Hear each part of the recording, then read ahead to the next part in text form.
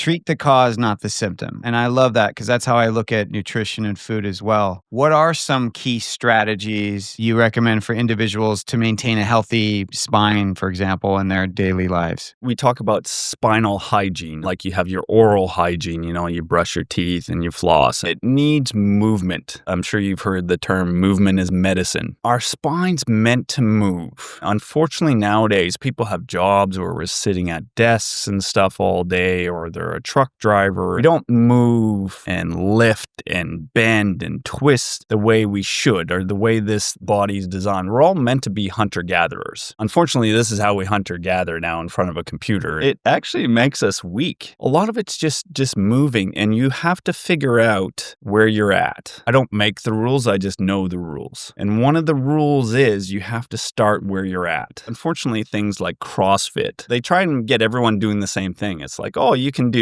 cleans. No, you can't. You can't even do a normal squat without weight. It's like the perfect recipe for injury. Let's have unfit people do something new that they really don't know how to do. Then we load them up, and then we get them to go well into fatigue. You violated every rule of physiology there. It's inevitable that you're going to end up injured because you've broken all the rules. Learn the rules. And if you don't know them, you can go see a professional, someone like me, and I can teach you the rules. They're not complicated. They're not secret. It's just movement. Motion is the lotion. So you got to move, but move in an appropriate way. Don't be doing cleans if you can't do a squat. I had a 93-year-old patient I'll never forget. She's like, I can't squat. And then I put her up against a wall and I said, slide down the wall 1 inch. And she slid down the wall 1 inch. And I go, now stand back up. And then she did that. And I go, congratulations, you just did a squat. But that's where she was at. And then after a month, I had her slide down the wall 2 inches. And then I had her do 3 inches. Start at level 1. And then we go to level 2. And then we go to level 3. There's a natural progression and you can't skip steps. Well, you can, but you'll pay a price. You can't go from crawling to running. You have to go from crawling to standing to walking to running. That's the progression. There's no skipping steps. So people love hearing like 3 top movements or 3 movements you can start today. And I'm hearing you that sometimes you can't just give a blanket exercise or movement because it's not necessarily specific with that individual. However, if you were to give a couple of basic movements that you found in your 16 plus years that people listening today can be like, hey, I'm pretty sedentary. And if everyone just did these to start, they wouldn't need 25% of what I give them. One is just your basic flexion extension of your spine. So whether it's getting down on all fours and doing what we call like cat-cow. Cat-cow.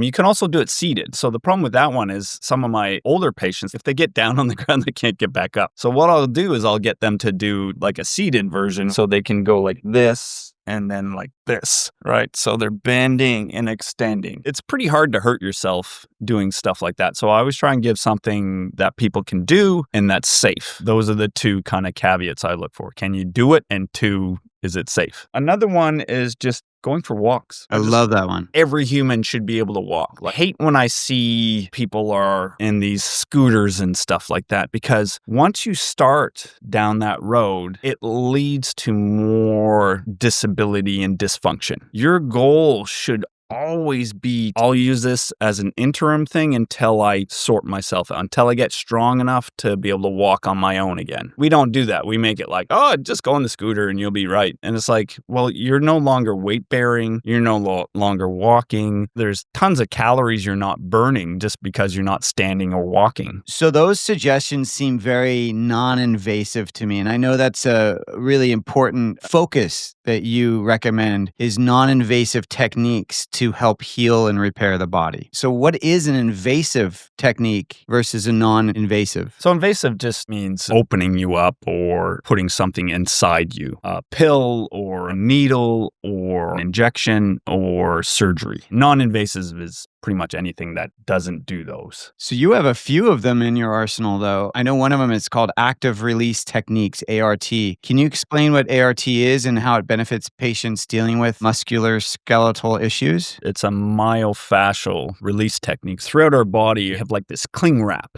around all our muscles. A lot of people's problems are actually due to fascial problems, not necessarily the muscle. Think of it like, when you buy like a sausage, it has the skin around the meat. That's the fascia. So if you imagine that skin on that sausage being like twisted or tangled, the meat inside can't move and do its thing. What I have to do is work on the fascia to free it up, and then the muscle underneath it can move and glide and contract and do what it's supposed to. Is that the same thing as visceral manipulation? No, that's different. Visceral means organ. Your organs have fascia as well. Everything has fascia. So think of the body, it's almost like a Russian doll. If I peel your skin off, there'll be a layer of fascia. And then if we go deeper, there'll be another layer of fascia. It basically insulates or protects every layer and separates every layer from the layer above it. ART is more your outer layer. People that do like visceral manipulation, that's really where they're supporting the release of certain organs that are stuck to that fascia maybe. Yeah, so it's just different release techniques. Think of things as layers, right? If I have one muscle here and I have another muscle here, they're covered in this cling wrap, the fascia. The fascia from this muscle can stick to the fascia from this muscle. I should be able to move one sheet or the other sheet relative to one another. Now imagine if I put glue in between the two sheets of paper. Now when I try and move the top one, the bottom one moves with it. They can't move independently. So that happens a lot in the body. When I work on people, that's what I'm trying to work. Because I've felt 100,000 bodies,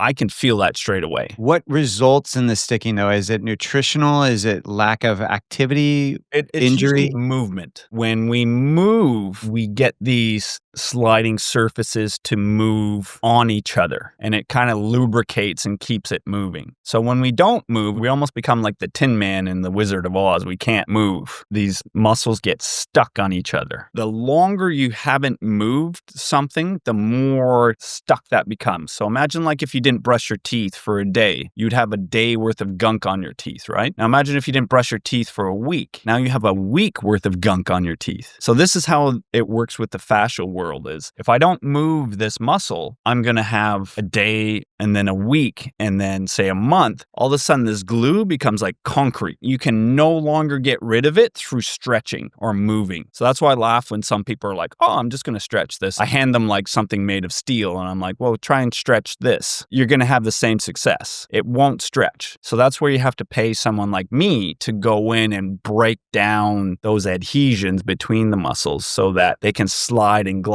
and do the work they were meant to do. And are you mostly doing that with your hands through ART, or does ART include devices? No, ART is strictly hand. When you're working tissues with instruments like Graston or instrument-assisted soft tissue manipulation, we're stimulating these cells which are called fibroblasts. So when people are like, I'm breaking up adhesions or fascial bits that are stuck, we're actually stimulating the release and proliferation of these fibroblasts, which are basically like repairmen that go and clean up the mess. So I'm telling your body, like clean up on aisle 5, clean up on aisle 5. And then your brain will send all these repairmen to kind of clean up the mess. That's kind of the physiology of it.